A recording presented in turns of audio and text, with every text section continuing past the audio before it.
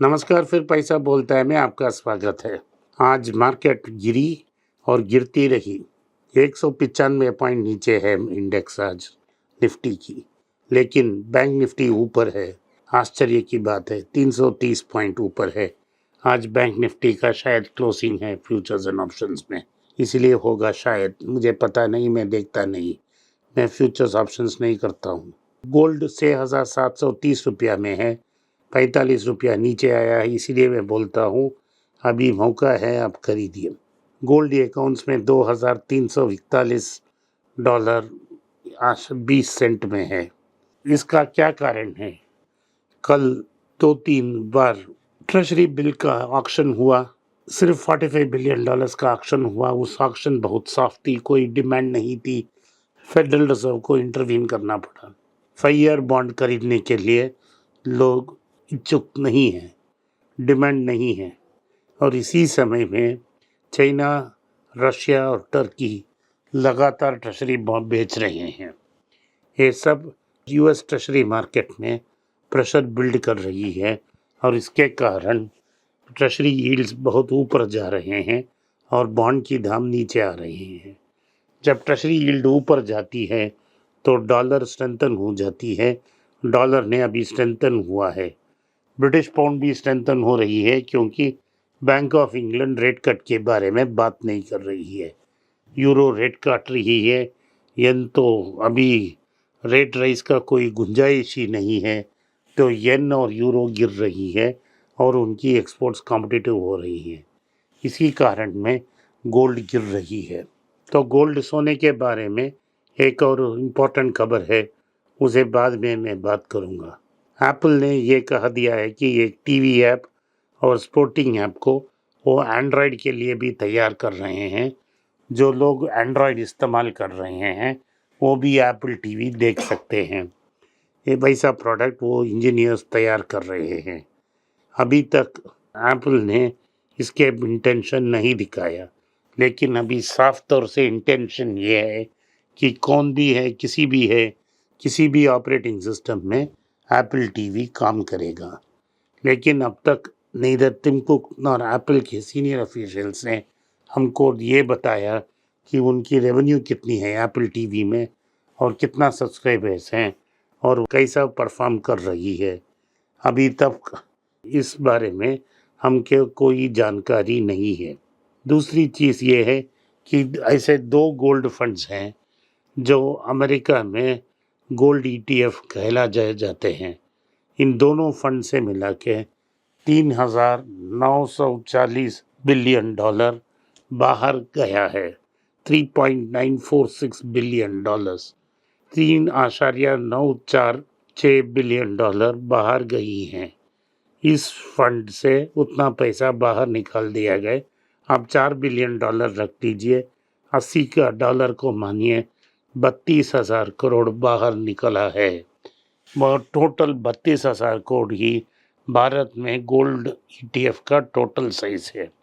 तो भारत में gold ETF बढ़ रही है, आरबीआई खरीद रहा है, चाइनीज सेंट्रल बैंक खरीद रही है, चाइना के लोग खरीद रहे हैं, रशिया और टर्की में भी डिमांड है, लेकिन अमेरिका में तो आउटफ्लो है। पिछले 5 महीनों में सिर्फ पहले 2 महीनों में ही कुछ इनफ्लो आई थी गोल्ड में। आखिर 3 महीनों में गोल्ड में लगातार आउटफ्लो है। तो इसका कारण है कि गोल्ड को सप्लाई माइनिंग से कम हो रही है और जो ऑलरेडी स्टोर करके रखे हैं वो वेस्टर्न मार्केट्स में बेच रहे हैं, एशियन मार्केट्स में खरीदी जा रही है। तो ओवरऑल गोल्ड का ये न्यूज़ है। भारत में आज टाटा स्टील का न्यूज़ आया, उसका टोटल प्रॉफिट्स में डिक्लाइन आ गया। 1567 करोड़ से नीचे आके 554 करोड़ तक आ चुकी है। तो रेवेन्यू फ्रॉम ऑपरेशंस 7% नीचे आई हैं, वो 58,687.3 करोड़ है। लेकिन ये तो नीचे आ रही है, इसके ना प्राइमरी कारण ये है कि चाइना और वियतनाम से चाइनीज स्टील डंप हो रहे हैं।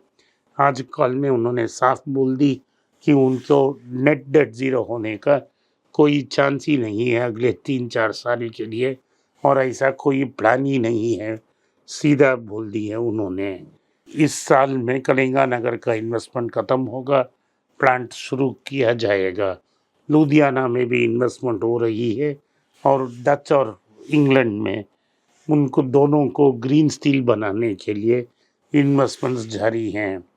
भारत से पैसा लेकर वाया सिंगापुर जाकर कॉस्टली डेट को क्लोज कर रही है टाटा। तो ये न्यूज़ भी साफ है, 750 बिलियन यूरो भारत से बाहर जा रही है सिंगापुर के ज़रिए। तो आपको इस स्टॉक को अवॉइड करना चाहिए। लगभग 175 रुपया में थी, लगभग 5-6% गिर चुकी है, 160 रुपया के आसपास ट्रेड हो रही थी। मुझे आज इसको नहीं लेना है, अभी भी ये हीरे की सुई है। हमने 90-80 में खरीदी थी। स्टॉक की प्राइस 120 तक आने दो, उसके बाद कंसिडर करेंगे। अभी इसको अवॉइड करना ही आपके लिए उचित होगा। ये टाटा स्टील के बारे में न्यूज़ है। तो आईटीसी होटल्स का डीमर्जर का approval CCI competition commission of India से आ गई है। स्कीम ऑफ अरेंजमेंट के जरिए 40% स्टेक आईटीसी के पास होगा, बैलेंस 60% सारे शेयर होल्डर्स को डिस्ट्रीब्यूट किया जाएगा और उस मार्केट में उसे लिस्ट किया जाएगा। लोग कहते हैं कि 75 साल में भारत में कुछ नहीं हुआ है, तो हम सबूत पेश कर रहे हैं कि भारत में कुछ हुआ है। एलआईसी में आज 51 लाख करोड़ का एसेट है, वो पाकिस्तान की इकनॉमी से दुगनी है। ये कंपनी नेहरू के समय में शुरू हुई थी, ये पब्लिकली ओन्ड कंपनी थी। हर पॉलिसी होल्डर शेयर होल्डर होता था। जो कंपनी की सरप्लस प्रॉफिट होती थी वो बोनस के रूप में शेयर होल्डर्स को डिस्ट्रीब्यूट किया जाता था। इस कंपनी को बिना पार्लियामेंट में डिबेट किए हुए कंपनी को अपने हाथ में कर दिया गवर्नमेंट ने, और इसमें 5% भी बेच दी, और आज उनका शेयर लगातार नीचे आ रहा है, मार्केट शेयर भी नीचे आ रही है। और अभी ही कंपनी एक हेल्थ इंश्योरेंस के बारे में सोच रही है, कुछ प्लान बना रही है। ये तो पब्लिक की पैसा थी, पब्लिक की कंपनी थी, इसको अपने गवर्नमेंट के नाम में बदलकर सिर्फ पब्लिक को, जो पहले ही ओनर था, उसको 5% पैसा के लिए बेच दिया। कंपनियों ने, पब्लिक ने अपना पैसा लगा के किया, उस कंपनी को मुफ्त में गवर्नमेंट ले लिया और उसी कंपनी का 5% वापस पब्लिक को दे दिया। यही स्कीम ऑफ अरेंजमेंट है एलआईसी के बारे में। मेरा एडवाइस आपका क्लियर है, आप कभी भी एलआईसी इंश्योरेंस मत लें, किसी भी कंपनी में इंश्योरेंस मत लें। इंश्योरेंस माने आपको सिर्फ एक ही इंश्योरेंस चाहिए लाइफ में, वो है प्योर टर्म पॉलिसी। आपको कदाचित इन्वेस्टमेंट थ्रू इंश्योरेंस नहीं करना चाहिए। बाटा का रिजल्ट आया था, वो रिजल्ट बहुत बुरा था, सिर्फ 64 करोड़ का प्रॉफिट है और मार्केट में कोई ग्रोथ नहीं दे रही है। तो जो आज वैल्यूएशंस बाटा की है वो बहुत ज़्यादा है और वो हीरे के सुई हैं, आप इसको मत कंसिडर कीजिए। जो जिनके पास ऑलरेडी मुझे स्टॉक है तो उनके लिए खुशखबरी, कंपनी ने 240% डिविडेंड डिक्लेयर की है। एक शेयर का 12 रुपया आता है, तो अगर आपके पास ये शेयर होता तो आपको 12 रुपया का डिविडेंड मिल जाता। जो 2014 के इलेक्शन पहले एफपीआई ने स्टॉक को अंदर स्टॉक मार्केट के अंदर आए डोमेस्टिक इन्वेस्टर्स ने स्टॉक बेचा। 219 के इलेक्शन में एफपीआई और डोमेस्टिक इंस्टीट्यूशन इन्वेस्टर्स बोथ ने मार्केट में निवेश किया इलेक्शन रिजल्ट के पहले ही। आज एफआईआई बेच रहे हैं, डोमेस्टिक इंस्टीट्यूशनल्स खरीद रहे हैं। क्या हो रहा है ये समझ की पार है। तो इसका क्या होगा उसको 4 तारीख को 2 बजे के बाद ही हमें पता लगेगा। आज के लिए इतना ही। आपने इस पॉडकास्ट को सुना, इसके लिए मैं आपका आभारी हूँ। हो सके तो इस वीडियो को लाइक कीजिए, चैनल को सब्सक्राइब कीजिए, बेल नोटिफिकेशन दबाएं, अपने दोस्त और रिश्तेदार के पास इस वीडियो को भेजें और उनको सब्सक्राइब करने की आग्रह दें। नमस्कार, धन्यवाद, जय हिंद।